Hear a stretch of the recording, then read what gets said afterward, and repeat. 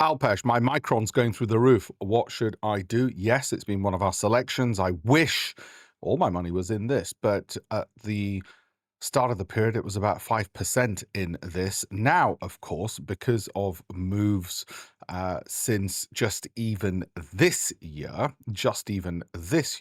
you're looking at a 184% rise, let alone the fact that over the past 12 months, this has now shot up 750%. So I've got clients in some cases holding 5%, 500% returns in this, 700% returns in this. What do they do with that? Well, first of all, if you're more risk averse, you will rebalance back to it being 5% of your overall holdings. If you're more risk loving, you might even allow it to be 20% of your holdings.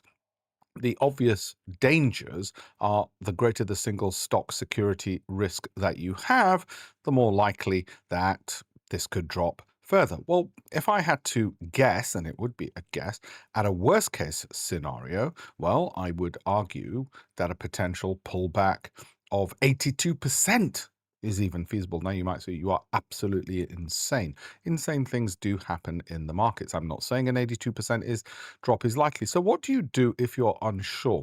Well, rather than trying to guess the future, one of the simpler things you can do is you can say from wherever the highs are at any given time, well, if it drops 20%, do I want to sell anything?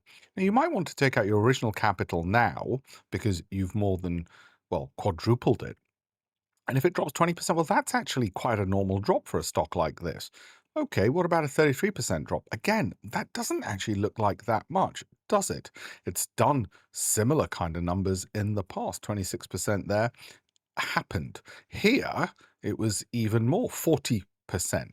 So it seems the kind of company where, well, actually, if it drops 40%, you might want to buy the dip. This is the point at which you decide whether you're a long-term holder or a short-term trader. Short-term traders would look to exit on falls. Long-term investors would look to buy on falls. However, the overarching rule is how much of it is in your portfolio. Risk averse, you'd have 5%, maybe even 2.5% if you've got 40 stocks.